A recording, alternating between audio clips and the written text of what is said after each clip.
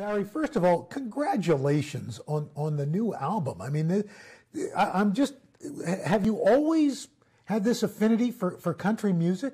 Yeah, always. No matter where we were or whatever we did, country music was for me. You know, you do different kinds of things over the years, but my roots are really there. And growing up in Australia really solidifies that, you know, because most music in Australia in those days was rock and roll, but it was country, but it was called rock and roll, you know. Johnny Cash, Roy Orbison, all those people were country artists, you know, but they called them rock and roll, you know. So you step back into the studio to record these songs. What was going through your mind as you're doing this? It had to be at once this nostalgia, but yet this excitement about a new direction. Yeah, I was simply, you know, suddenly being on your own, which is where I ended up, you know. No matter how much I missed my brothers, I needed to be active. I needed to, that was the greatest therapy, is to get back in the saddle, you know. And so I had a dream about recording these songs with the artists I admire the most in country music. I've come and gone from Nashville over the years.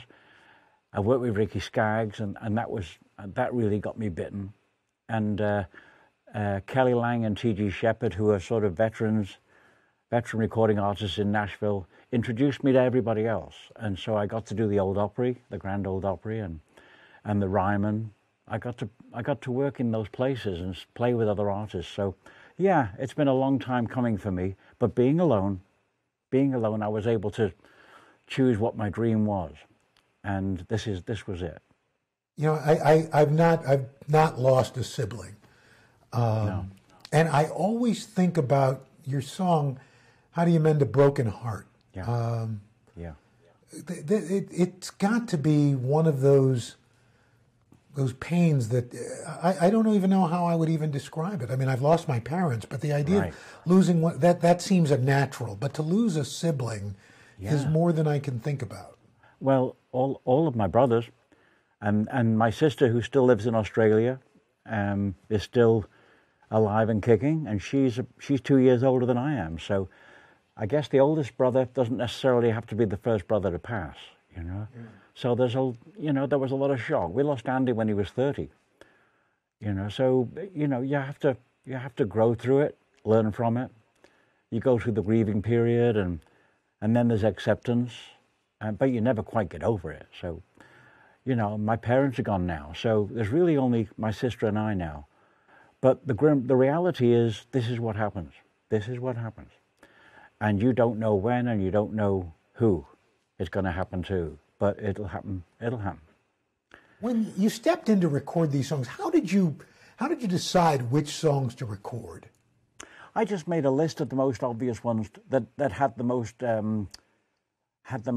inbuilt country flavor, or because we always wrote country songs, even if they came across as something else. How Deep Is Your Love is a country song. Run to Me, Brandi Carlile, is a country song. I didn't meet anyone that didn't want to do one of the songs, so I made the list. Dolly, bless her heart, chose words, and we did that. And once Dolly said yes, my belief is that a lot of people said yes because Dolly said yes, and I owe her a lot. I really owe her a lot. It seems like Dolly Parton. I think almost all music is 6 degrees of Dolly Parton. Yeah. Somehow, Dolly Parton is involved in somebody's music. Yeah, and it's her style and her voice and the Appalachian instincts that she has. Because when she's singing, you can't match her curls. You can't. Whenever she does what she does, you have to step back and don't try to interfere with it or harmonize with it, you know. So there are moments in that song where I just let Dolly sing, you know, because I wasn't going to try and match her. Mm-hmm. Yeah. You know, it's not fair when somebody asks what's your favorite, but is there a song that you did in this collection that surprised you the way it came out? Well, Rest Your Love on Me certainly surprised me, because I'd recorded that song a long time ago with Olivia and Andy. And I always had an itch to do the song myself, you know. And so eventually I got to do that, and I love that record. Words of a Fool with Jason Isbell is, to me, outrageous. So it's one of those songs that were written in 1984, sorry, before my time. And Butterfly with Gillian Welch and Dave Rawlings was written in 1966 and hadn't seen the light of day, really. So I wanted to do that one, and they wanted to do a song that wasn't well known. And they told me they wanted to do that song called Butterfly. I didn't even know they'd heard it, so. As you look through the catalog and you're trying to decide what to record, right, and you go through the lyrics, were you surprised at how relevant? Yeah. Because when I listened to the music, I thought, my gosh, these songs are just as relevant, if not more relevant today. Well, don't forget, this album was made a year ago, before the pandemic. But when I listened and I look at the words now, I just can't believe how appropriate the words actually are. If you love somebody, the way to tell them is through a song. You know, it's not always something you can say, but you can sing it and you can play it. And that seems to work more often than not. So if you love somebody out there, these songs have all the messages. And I don't know how that came about. I don't know. Why was it important for you to keep this music alive and yet present it in a different format, if you will? Well, you know, it was a dream, as I said. And my eldest son, Stephen, played me a Chris Stapleton song, which blew me away and made me realize that there was a different place for me. There was a place to belong that I hadn't really recognized in the past. And this gentleman and people like him have opened my eyes to that. And I wanted to make records that weren't programmed. I wanted to make records with real musicians. And Dave Cobb is the man of the moment, I reckon, as a producer. And I didn't want to produce this myself. Because I have too many bias and too many opinions about things. And I let Dave Cobb do that. I asked him to do that. And Stephen was the guy who set all that up for me. You know? In fact, it almost sounds to me, you're a parable in a sense and an example of not being afraid to try something new, right, and to be able to trust enough to give up control. Absolutely. You know, you can be a pretty good actor and you can be a pretty good director, but you, more often than not, you shouldn't direct yourself. And for me, it's about music, and it's about the will to change, the idea that change is actually really good. And people don't necessarily agree with me, but you know, for me, change is everything. Change is everything. You look at the Beatles, you look at Madonna, and some of these artists who come across differently every single album, visually. And I think that's just as important. Your imagery has to change. And whatever it is you love about music still has to be the real thing. It can't be something that's conjured up for the sake of a hit record, you know? You bring up an interesting point, because a lot of music today is, you can tell it's been designed to be a hit. Yeah. But that's not the process creatively, is it? Not for me, it isn't. No, because you know, we failed a number of times over the years, and we've had success a number of times over the years, and I think that's the lesson for me. Nothing is guaranteed, so why not mess around? Why not play? Why not take risks? You know. Well, you bring up an interesting point. Did you, as a group and personally, learn more from your failures than your successes? I think you do. I think that the bigger the failure, the more you learn, and you've got to dust yourself off. You know, you might not fail every time, so take another shot. You know, you just got to find a place to belong. You've just got to find a place to belong. And the sense of belonging to me is Nashville. The place to belong is where real people play real songs. And that's my life now, for what it's worth, you know. Is that the attraction? Because so many people from all different musical genres have gravitated to Nashville, whether it's your music, whether it's hip hop, country, soul, rock. Yeah. Everybody seems to be coming out of Nashville now. Yeah, or going to Nashville.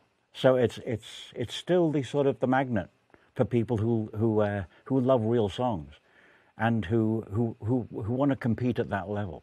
It's a tough thing, but you've got to have your gloves on.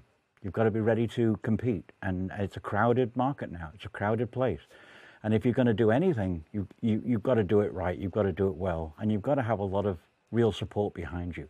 So the people that have been working behind the scenes for me have done an impeccable job, and all I have to do is waffle, you know. So,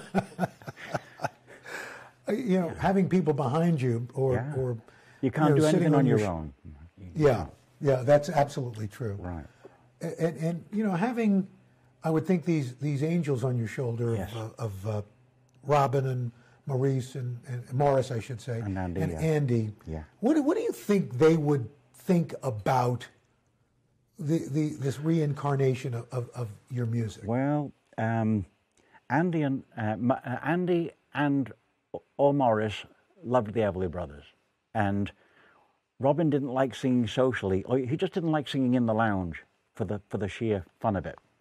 He would always wait till it was on stage, and that was Robin. But Maurice and I were the Everly Brothers more often than not. You know, we would sit up late at night and sing Everly Brothers songs. You know, and I did that with Andy as well, and I think that was probably the real seed for us to grow. We wanted to be like them, you know.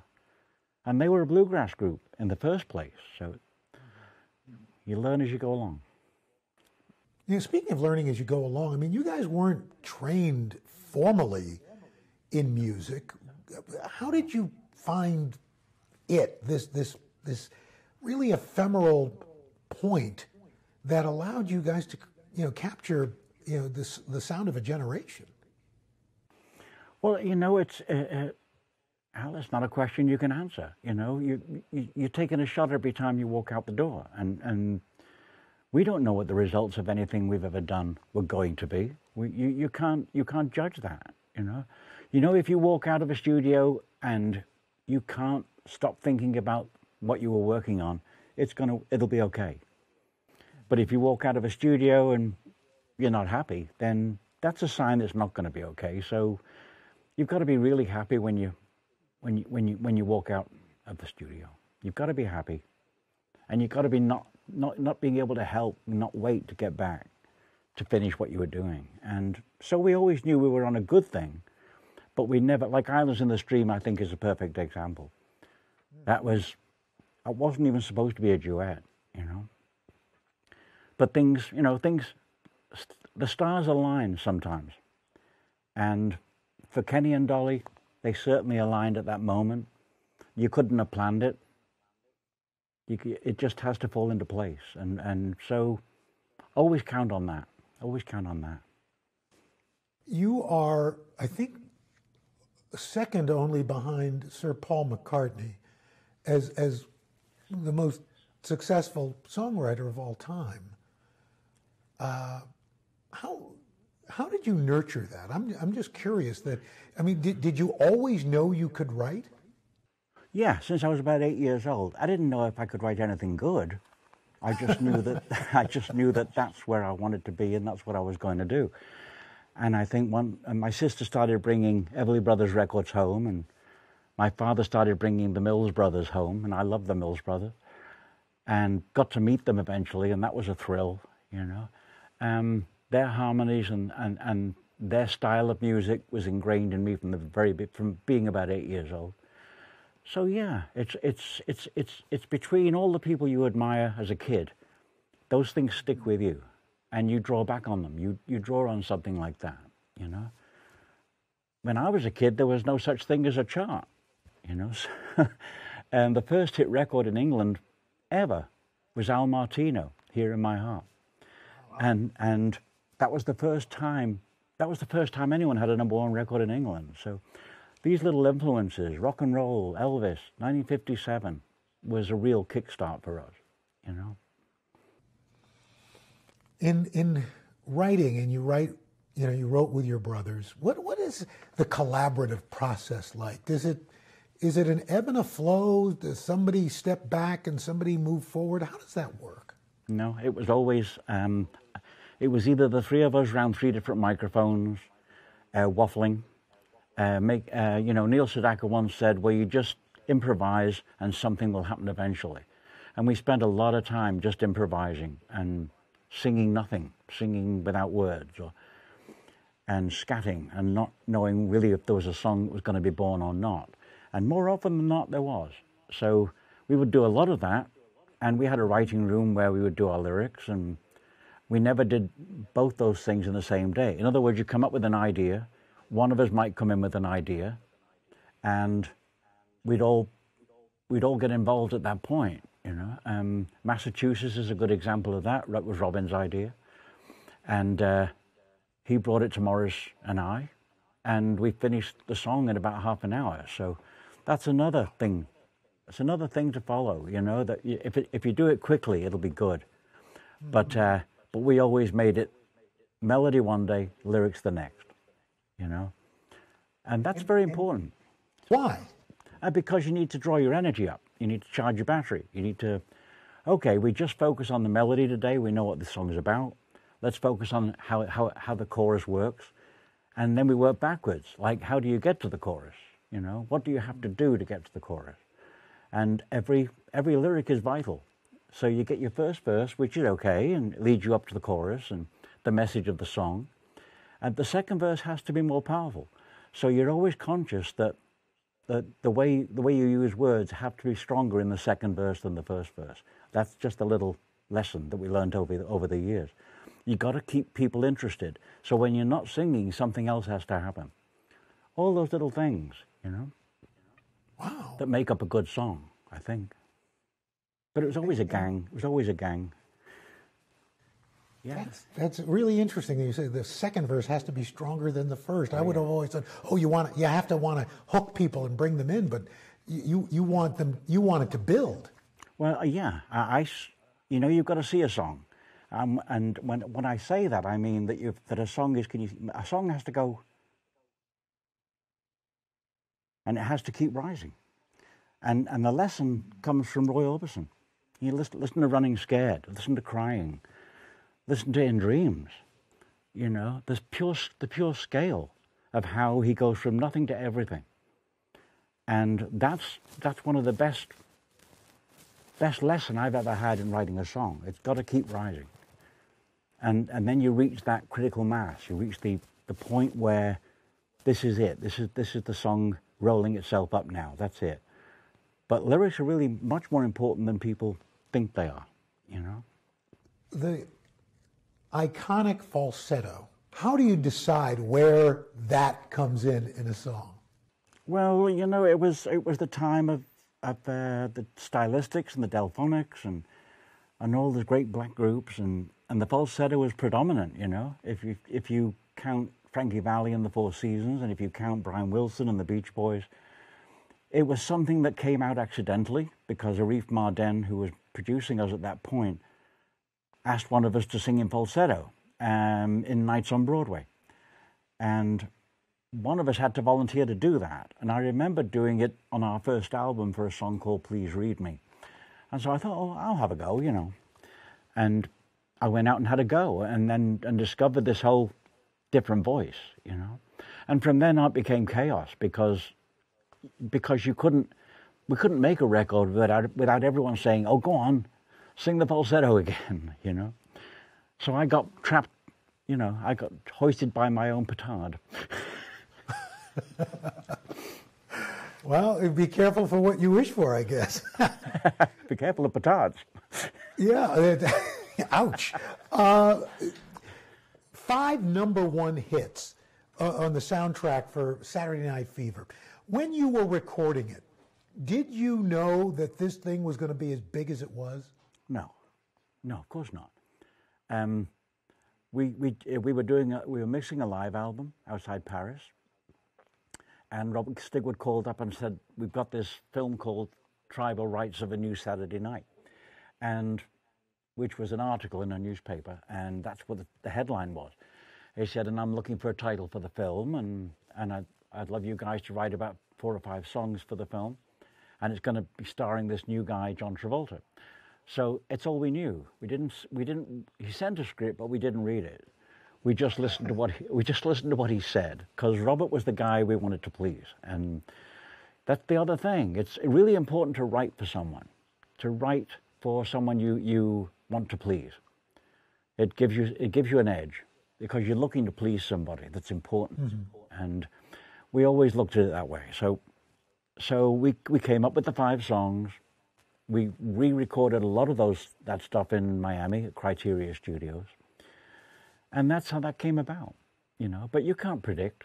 And suddenly there was a meeting with Robert, and the album suddenly started doing something like 1 million a week, And when you look at everything today, it's really hard for anyone to do that, Today you can't do that. Michael was the epitome, Michael Jackson, Once Michael's era passed, really selling records was really not going to happen for many artists, really selling records, So we heard about this 1 million a week, and we just didn't, we just couldn't fathom it, But don't forget, it was a compilation album, so it wasn't just us. There was a lot of people on that album that I think would still be proud of that today. KC and the Sunshine Band, and a few other artists which escape me right now. But it was a compilation. It was a double album, in fact. Yeah. Yeah. One of the few original vinyl albums I still have. Wow. and proud of it. Isn't that strange about vinyl? Yeah. What do you make of that? The idea that I remember, I've got a daughter who's 22, and about 6 years ago she came in, clutching a copy of Michael Jackson's Bad, and said, right. Dad, you wouldn't believe this song, this album. This is really amazing. Have you heard this? Yeah, sweetie, I've heard it. But, it was like the kids discovered vinyl all of a sudden. Well, yeah, and maybe Michael was one of the pioneers that brought vinyl back to our attention.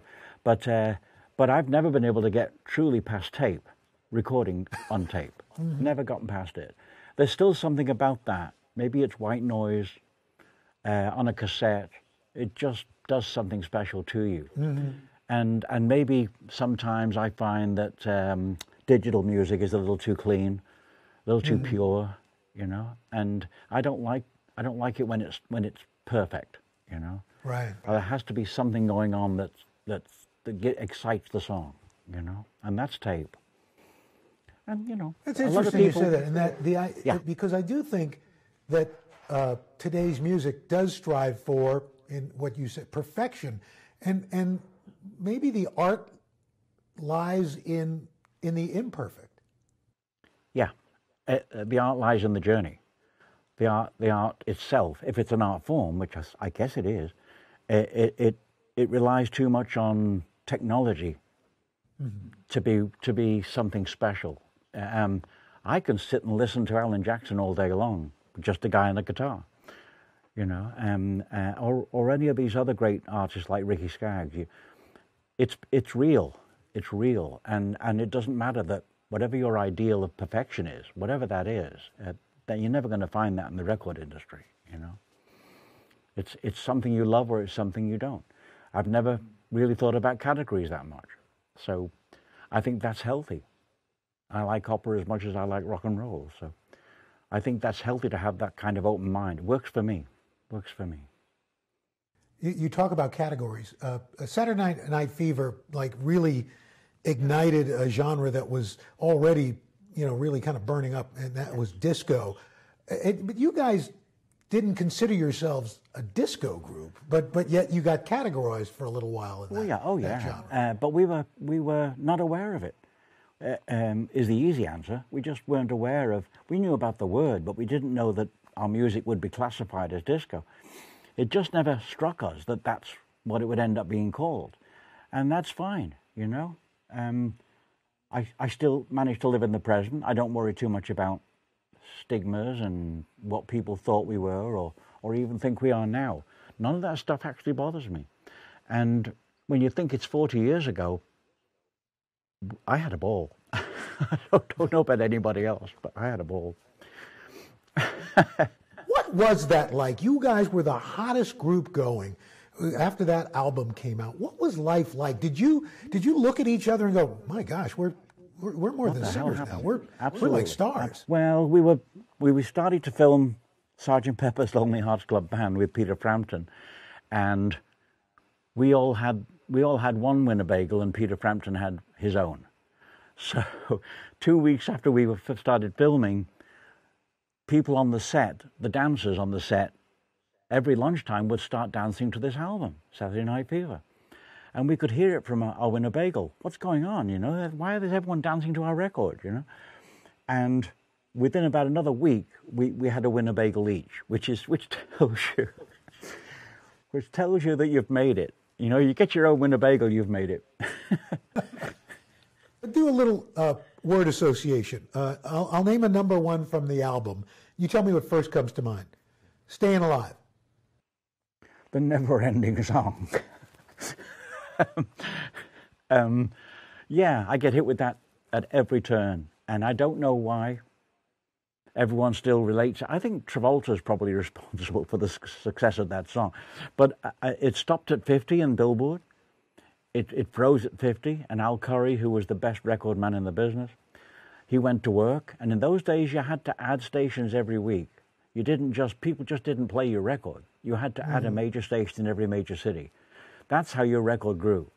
So you get a bullet in the chart every week if you moved more than 7 points. I think that's how it worked. And so, you know, that was the fun of watching your record go up the charts. Now you can go in at number 1 or you can go in at number 2, but you won't have anywhere to go after that, you know? And that's the new system. That's how it works now. You Should Be Dancing. Yeah, we wanted to make a record that was fun. We just didn't want to, you know, we'd been told by Ahmet Ertegun, if you remember, the president of Atlantic Records, and he said, you know, if you guys don't kick it up, we're going to have to drop you. And he didn't say that to us, he said it to Robert Stigwood. And so we never really knew about that. But Ahmet did say, through Robert, you guys have got to kick it up. And Eric Clapton suggested that we go and work in Miami because he'd just made an album called 461 Ocean Boulevard, and that's how all that came about. How deep is your love? When I give you that title, what comes to mind? Eating dinner at the chateau, and having this idea pop into my head that was, how deep is your love? How deep is your love? I had that.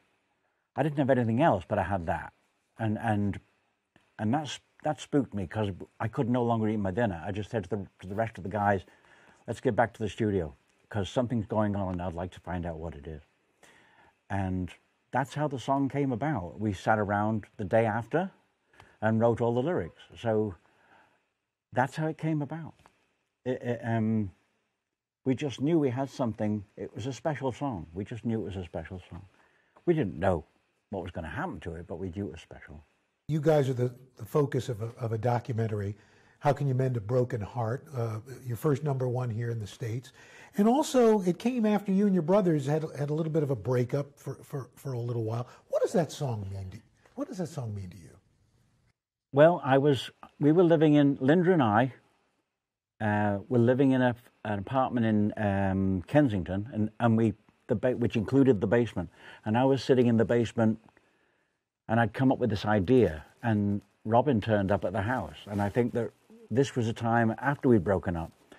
And this was Robin sort of reaching out to me because I think Robert probably told him to do that because Robert was trying to put us back together. And Robin came to see me, and I was in the middle of this song. And I reached out to him, and I said, hey, you want to finish this one with me? I've just started a song. So we finished it together. And then I said to him, it was probably a lot of talk, but then I said, you sing the first verse, because I was reaching out to him as well. You know, if we sing this together, I said, you sing the first verse and I'll sing the second verse. And that's how we reconnected. That's just how we reconnected. So it's a very meaningful song in that respect.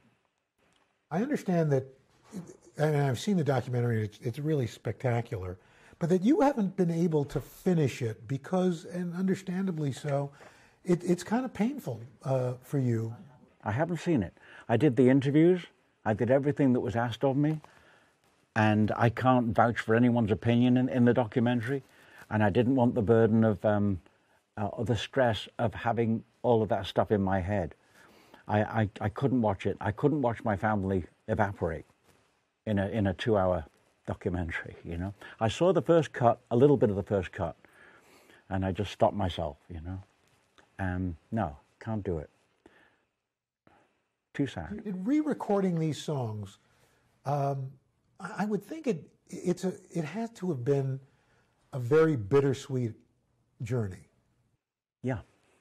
Yes, it was all of that. It was all of that, and I'd gotten used to over the years working with different artists, so that wasn't really a problem.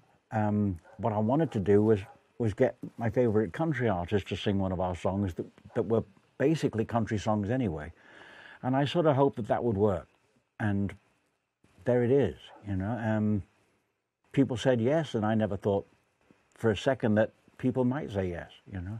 So it's always a surprise. It's always a surprise. And a great experience, and I never lost the vision of my brothers throughout the whole album. So it was my mission. It was my mission. It still is, to keep all the songs alive for as long as possible, you know. What would Barry Gibb today tell the 25 or 30-year-old Barry Gibb if he were to run into him? A lot of people are going to tell you haven't got a chance. And if you listen to everybody, then you won't try, you know. And we were told that the odds were always against us, Al, you know, in some way or another. When we were leaving Australia to come back to England, we were told by a lot of music press in Australia, don't worry, don't even bother. You know, you can't make it in England. Nobody can do that, you know. A couple of people did. And so we took heart and we thought, no, we'd fallen in love with the Beatles. We wanted to be known internationally. It was that bid for fame, I guess. It was, let's go and try. Let's go and try. And without any knowledge of what would happen. So that was it. That was the start for us. Go back to England and take a shot. And even when we arrived in England, people said, you're too late, you know, no one's signing groups anymore. So here we were again, being told that whatever it is we wanted to do was not going to work.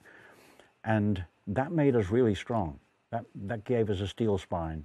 And we were not going to be told any longer that we couldn't make it. And then we met Robert Stigwood, who convinced us that we were onto something. And he pushed us all the way down the line to develop the songwriting, to get better. And that was it.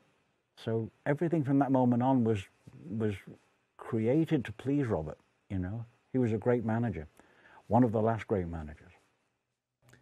You know, two things I've taken away from this. You had learning about in songwriting, have a second verse that's stronger than the first, and to be able to have a goal to please somebody, to write for somebody. Yes. Is that in a way the way to live life? You know, like you start good, but you've got to build, and to have a goal of trying to create something for somebody. Yeah, that's how it works. Whether it's film, television, or records, that's how it works. You don't do all these things just to please yourself. You know, it's a team. It's always a team, and everybody has a speciality. You figure out what those things are between you, and you don't get in each other's way when that person or yourself is doing what it is you do best, and you collaborate. And really, that's really what it's about to me. We were a great team, and we had great people to work with, you know.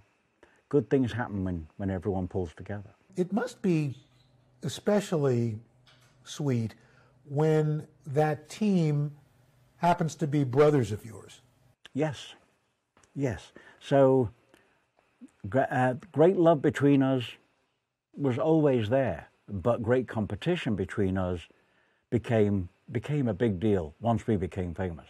Once we had our Really? first, oh yeah, oh yeah, and sibling rivalry sort of takes over from what we all knew was we really loved each other. But at the same time, everybody wanted to be the lead singer. Everybody wanted to have individual fame. Maybe that's the nature of a group. But it's certainly a much stronger feeling if you're brothers. And the competition becomes pretty fierce. And I can never blame Robin for feeling that he wanted more attention. He should have had more attention. And I don't blame him for being angry about that. And equally with Mo, and Andy, we were all after that sort of, why were we all looking to be solo stars when we were part of a great group, you know? But it is the way of things. It's the way of things. Do you have any regrets? Oh, yeah. Oh, yeah. I don't know. I mean, Sinatra, regrets I have a few, but then again, too few to mention. You know, yeah, I regret that I was always getting dumped as a kid. I was always too possessive with girls, and so I always was the loser. You know, I regret that. I regret those days when I was just too flirtatious and too crazy. Yeah, I have regret. But the greatest regret for me is that I didn't spend enough time with my brothers in their last days. That's a regret.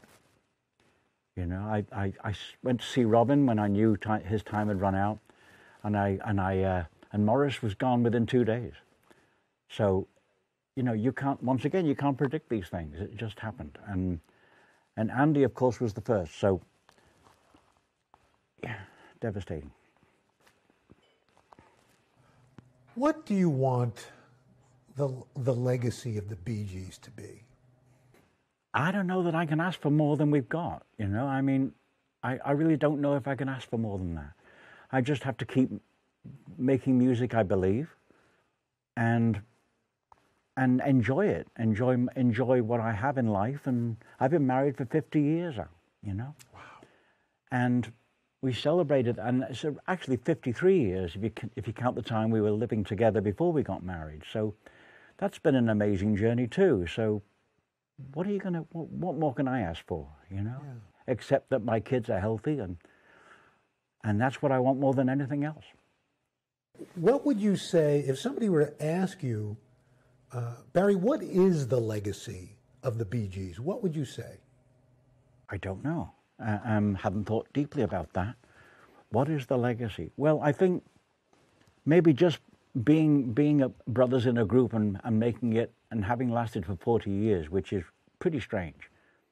You know, there were moments in time when we could have stopped or given up or found other interests. Or for Maurice, it was paintballing. For Robin, I don't know what Rob was like. Robin was introvert, Maurice was extrovert, and they were twins, don't forget, also. You always had to deal with that, you know. I wasn't dealing with one brother, I was dealing with two brothers who were twins. And, you know, you're always going to have conflicts if that's the scenario, you know. The legacy, I don't know, Al. You know, being a brother group and being maybe an encouragement to other brother groups, that's I don't know about it any more than that. I don't know about it. Loving what we did, beyond brothers, beyond anything.